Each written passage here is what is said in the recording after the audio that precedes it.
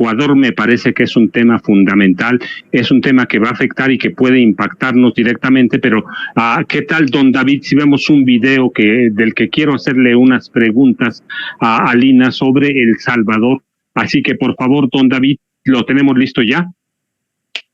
Estuve visitando Centroamérica, estuve en Guatemala, específicamente Guatemala, El Salvador. Quise entender qué es lo que hay detrás de ese 91% de aprobación del presidente Nayib Bukele, y platicando con más de 100 personas que me encontré en ese recorrido, me decían ellos que prácticamente el que él haya solucionado de tajo el tema de la inseguridad, se daban por bien servidos. Si bien El Salvador tampoco es un país que tenga indicadores económicos arriba o arriba de la media de lo que ocurre aquí en México o en otros países, es un hecho que el tema de la seguridad impactó positivamente en la sociedad. Ayer el presidente Bukele utilizó sus redes sociales, presidente, justamente sobre este tema. En Twitter utilizó un video de un desafortunado asesinato que ocurrió en León, Guanajuato, de una persona, una mujer llamada Milagros, asesinada a quemarropa. Y él decía en su tweet, palabras más o menos, una indirecta de que esto iba para los gobiernos que defendían a delincuentes y que no estaban usando mano dura para este tipo de gente que estaba quitándole la vida a la sociedad en general. Presidente, yo le quiero preguntar, su estrategia de seguridad aquí en México, usted ha sido muy contundente, abrazos no balazos, e incluso aquí hace un mes yo le pregunté que si iba a haber ajustes en su estrategia. Usted me comentó que el gabinete también le ha presentado propuestas, pero van a seguir sobre la misma línea. Ante estos cuestionamientos que existen del presidente Bukele y de los resultados que él está teniendo allá en El Salvador, presidente, ¿usted qué opinión tiene? ¿Esa es la estrategia que en algún momento podría funcionar en México? ¿Son contextos distintos? Son realidades distintas y también concepciones diferentes. Yo pienso que hay que atender las causas. No se trata solo de aplicar medidas coercitivas. La paz duradera se consigue con justicia. Y eso es lo que estamos nosotros llevando a la práctica. Y no quiero polemizar con el presidente de El Salvador. No. Nosotros vamos bien, a pesar de que heredamos una situación muy difícil, porque hubo un presidente que declaró la guerra al narcotráfico y apostó por enfrentar la violencia con la violencia.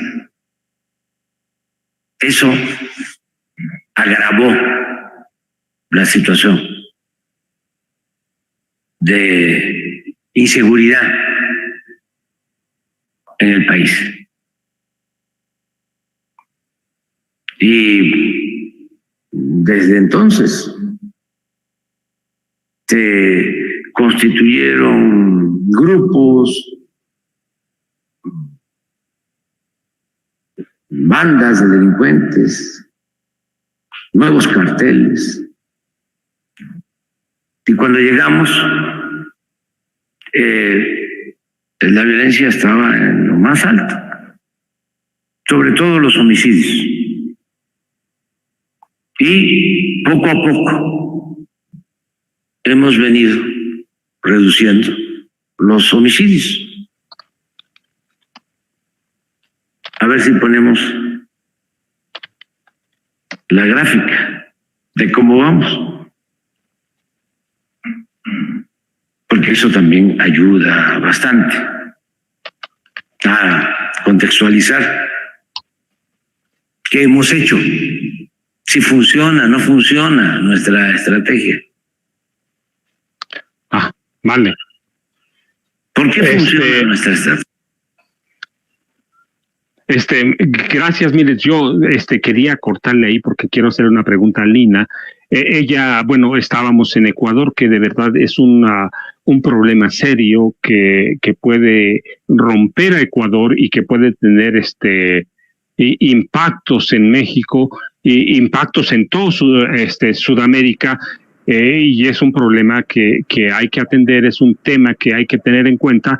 Pero yo le quería preguntar a propósito de eso, para no salir del tema internacional, pero que tiene que ver con México, a Lina, verdaderamente tú conoces las políticas de Centroamérica, Sudamérica, yo te he visto recorrerla, te he seguido.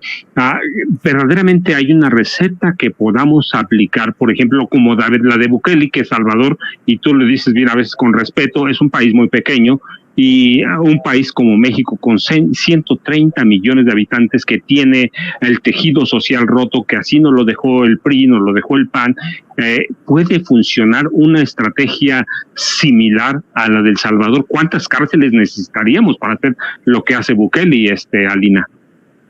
Pues mira, justamente pues conozco a varios y varias compañeras de El Salvador. Tú sabes, Paco, yo estuve viviendo 4 años en Estados Unidos y pues en realidad la población que predomina en el área de Washington, en la costa este, en Estados Unidos, ahí es pues mayoritariamente salvadoreña, que explica mucho por qué justamente el rol de Estados Unidos tiene mucho que ver en esta diáspora salvadoreña durante el conflicto interno, la guerra civil en El Salvador. Pues Estados Unidos también metió mucho dinero para acabar con la guerrilla en esos momentos.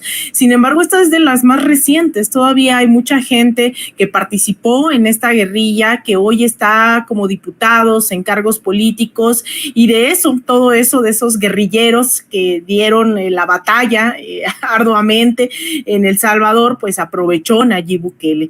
Nayib ingresa al Frente por la Liberación, al Frente Farabundo Martí, el partido que pues era parte de la guerrilla, y después lo traiciona. Él fue también candidato y de hecho gobernó, si no mal recuerdo, San Salvador, y de ahí pues dice, pues ¿saben qué? Si ustedes no me quieren dar la presidencia, eso además de haber agredido a una legisladora, lo expulsan del partido. Él se va con varios sectores de centro derecha y empieza a posicionarse nuevamente con este discurso del outsider.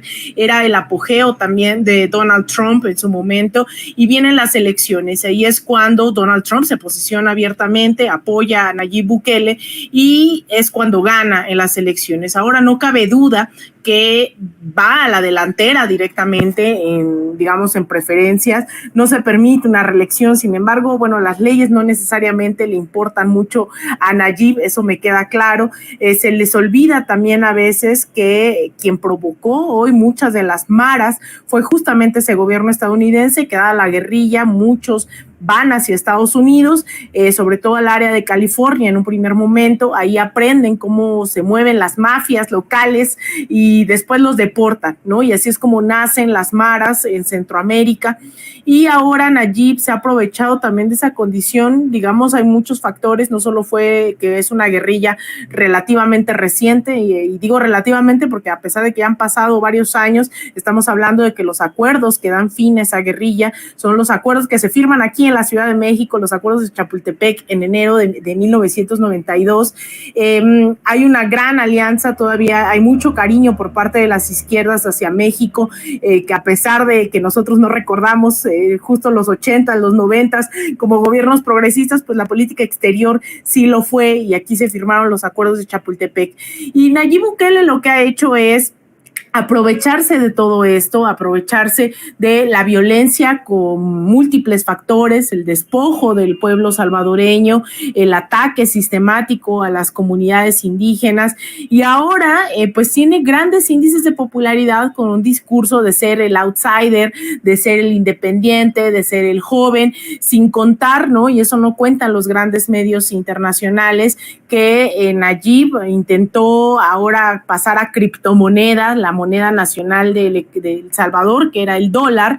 En vez de dolarizar, pues pasó a moneda cripto, y todos quienes llevaron a cabo este negociazo eran sus familiares, ¿no? El Chivo Wallet le llamaba a este dispositivo que todos los salvadoreños tenían que tener, sin tener en cuenta la brecha digital, sin tener en cuenta absolutamente nada, ¿no? Entonces lo intentó, le ha ido bastante mal, pero su gran fuerte ha sido el tema de la seguridad, que para lograrlo incluso militarizó, llegó con militares militares a la sede de la Asamblea Legislativa, se puso a rezar ahí frente a las cámaras, decir que los diputados tenían que aceptar en nombre de la nación, hizo todo un show aquel día hace ya unos años para que aceptaran esta propuesta, y de todas maneras empezó con algo totalmente fuera de, digamos, violatorio de todos los derechos humanos, que fue decretar estado de excepción. Fue tan abrumador el estado de excepción que el mismo presidente se vio en aprietos porque no había suficientes cárceles para todos los que estaban pues en prisión. Llegó al extremo de que todos los que estamos tatuados, yo no puedo parar en El Salvador porque me podrían detener, y no es broma, no es exageración. Un colombiano que admiraba mucho la política de Nayib Bukele hace unos meses fue a El Salvador y lo detuvieron y lo encarcelaron por tener tatuajes, así que digamos que ha sobrepasado todos los límites en materia de seguridad. Llegaron a estar presos al mismo tiempo 80,000 personas en tan solo 2 meses. Algunos los ha ido distribuyendo en cárceles, pero también construyó una cárcel de máxima seguridad sacada de películas de James Bond, de Superman, de Spider-Man, no sé de dónde, y la construyó para seguir encarcelando gente. Se están haciendo juicios masivos, ¿no? En donde no se expone el caso de cada persona, se está exponiendo el caso de todos al mismo tiempo, porque son miles, decenas de miles de personas que han sido detenidas sin probarse absolutamente nada, no necesitan pruebas cuando se declara estado de excepción, y están haciendo juicios masivos, ¿no? Eso ya lo han denunciado por todos lados, organizaciones de derechos humanos, lo ha denunciado pues los propios familiares que creían en algún momento. Yo recuerdo lo fuerte que fue escuchar estos testimonios, me meto mucho a revisar esto en redes sociales, en medios extranjeros, en donde pues los familiares, incluso era tanto el hartazgo de la violencia que decían, bueno, pues mi hijo no es culpable, así que no va a pasar a mayores, ¿no? Esa todavía era la postura de muchas familias hace tan solo unos meses, pero ahora que están haciendo juicios masivos y que pues no son culpables, pero ya están en la cárcel, ya van a tener sentencia, pues la verdad es tremendo, ¿no? Es tremendo lo que está pasando. Pues sí, una cosa es la violencia y la otra ya es la violación sistemática todos los días de derechos humanos que está ocurriendo en El Salvador. Entonces el presidente López Obrador ha sido muy respetuoso. Ha sido muy respetuoso de lo que está pasando en El Salvador, sobre todo porque eso influye directamente en las políticas internas en México, y me refiero a los procesos migratorios que está ocurriendo, ¿no? Directamente de países como Honduras, El Salvador, Belice, directamente de Colombia, Venezuela, Haití, incluso de países de Sudamérica. Y entonces el presidente López Obrador, pues más que meterse en lo que está ocurriendo en El Salvador, pues aporta directamente a esas poblaciones que han sido perjudicadas, ¿no? Con la falta de oportunidades, y está implementando 20,000 personas directamente en El Salvador y 20,000 en Honduras. Son 10,000 de jóvenes construyendo el futuro y 10,000 de Sembrando Vida, con la posibilidad del anuncio que se ha hecho hace unas semanas de esta reunión que sostuvo Alicia Bárcenas, nuestra canciller, con el gobierno estadounidense. Estas reuniones dimensionales, puso sobre la mesa la posibilidad de que Estados Unidos dé $40,000 millones para esta implementación de estos programas. La canciller lo manejaba como la primera vez que se logra que Estados Unidos contribuya en la forma en que se le está pidiendo a Estados Unidos, no en la forma en la que Estados Unidos quiere, que es a través de campañas de criminalización, del despliegue de policías, de la DEA, de todas estas cosas que ya conocemos durante décadas. Entonces, pues es difícil, ¿no? Porque también esto merma directamente hacia afuera, ¿no? Que el tema de seguridad es muy sensible, que es evidentemente condenable, la extorsión, el secuestro, ¿no? Todas estas actitudes de las pandillas, pero creo que aquí se está optando por la parte de lo social, por la parte de dar oportunidades a la gente, de ir realmente a la raíz del asunto, que es un problema estructural y no un problema de que la gente diga un día, decía, ay, pues quiero ser de la Mara, ¿no? Sino que pues no hay otras opciones, y aquí en México se está haciendo diferente, ¿no? Yo lo creo, y también me preocupa porque hay mucha gente, y lo puedo ver en el chat, lo puedo ver en el caso de la consulta que se hizo hace unas semanas en el marco del proyecto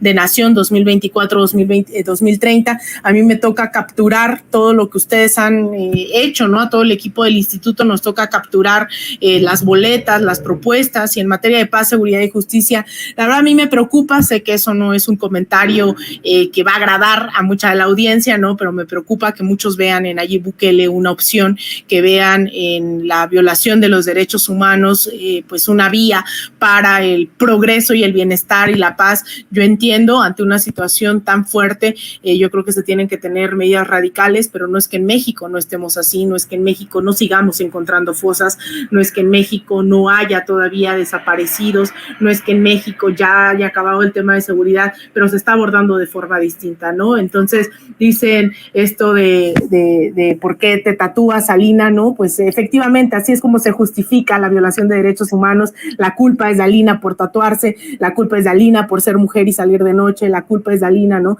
Y no se ve realmente todo lo que está detrás. Entonces yo sé que eso no va a generar mucha simpatía dentro de comentarios que me vienen aquí a chamaquear, ¿no? Y diciéndome que pues no entiendo lo que está pasando. Sí, creo que sí lo entiendo. Acabo de estar en Honduras, donde la situación es sumamente similar, y los problemas estructurales no se acaban con más violencia, no se acaban con este tipo de medidas, ¿no? Entonces creo entenderlo, creo haber estudiado suficiente estos temas, pero también sé que es muy difícil y muy fuerte. Espero que la gente aquí no nos salga calderonista, ¿no? Y que crea que nuevamente la mano dura, tú lo sabes, Paco, esto fueron los inicios del calderonismo. Las justificaciones de mucha gente que ve en el chat diciendo esto de mano dura, pues me pone triste, porque pareciera que no pasamos por Felipe Calderón y que no entendemos cómo llegamos a un México en el 2023 con tanta muerte, con tanta violencia. Entonces no nos dejemos seducir por esos medios, ¿no? Que justifican a un Nayib Bukele impulsado directamente por Donald Trump, y yo creo que el presidente López Obrador pues tiene el deber como presidente, como mandatario, de pues mantener comunicación con Nayib Bukele, que fue electo democráticamente y que tiene un respaldo tremendo dentro de la población. Pero creo que la labor del presidente López Obrador a mí me parece espectacular, que es, más allá de meternos en criticar, cuestionar la política de seguridad, México está haciendo lo que está en sus manos, que es ir a la raíz del problema, no solo en México, sino también en Centroamérica. Pronto ingresarán en estos programas también países como Belice, ¿no? Que fue parte de la gira en mayo del año pasado. Ya ayudan a 5,000 cooperativas también en Cuba, ¿no? Eso a mí me parece increíble, y creo que por ahí tendríamos que seguir yendo, a pesar de lo difícil y lo complejo, más no complicado, ¿no? Lo complejo que son estos temas de seguridad nacional, querido Paco.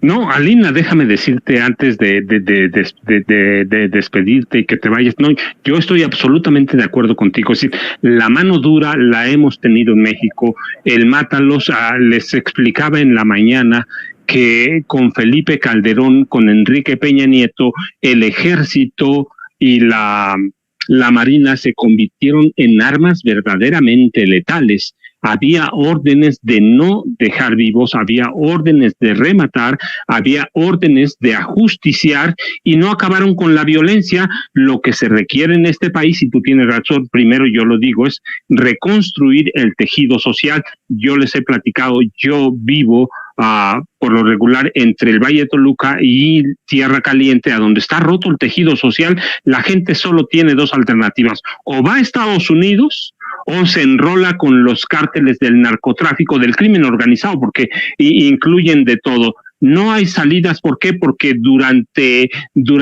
décadas no se crearon empleos,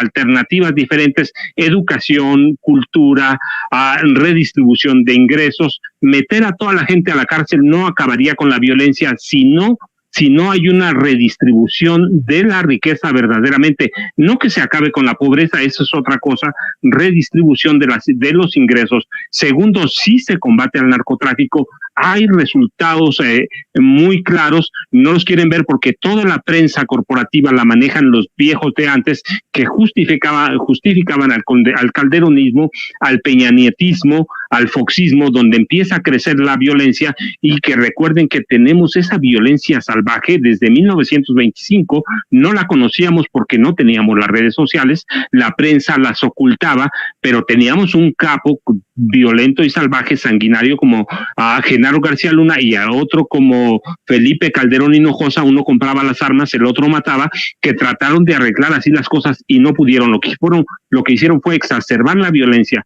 Mientras no haya una redistribución real del ingreso, mientras no tengamos acceso a la educación, a la cultura, al entretenimiento y a tener bien comida en la mesa todos los días, será muy difícil arreglar los problemas de violencia. Y lo que está haciendo el presidente López Obrador, que sí combate el narco, porque hay que ver cuántos capos están detenidos y hay que ver que no hay grandes matanzas, que hay narco, pues ya les dije.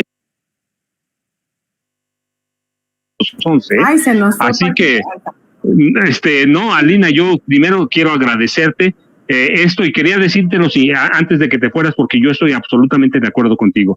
La política del presidente Andrés Manuel López Obrador lo que busca es retejer el tejido social que se rompió en el calderonismo, en el peñanietismo, y que se había empezado a romper desde los 60 en este país, y que nadie se dio cuenta, que el jefe supremo de las Fuerzas Armadas, Llámala Peña, Echeverría, Gustavo Díaz Ordaz, Vicente Fox, tenían órdenes de liquidar, de matar, y que nunca pudieron contener el narcotráfico. Incluso hubo en el calderonismo una carrera armamentista entre el cártel Jalisco Nueva Generación y el cártel de Sinaloa, así que tenemos cárteles preparados para enfrentar una guerra inmediata, luego replegarse. Nunca nada va a ser superior al Estado, pero eso lo hicieron. Así que quería decirles eso. No, yo estoy de acuerdo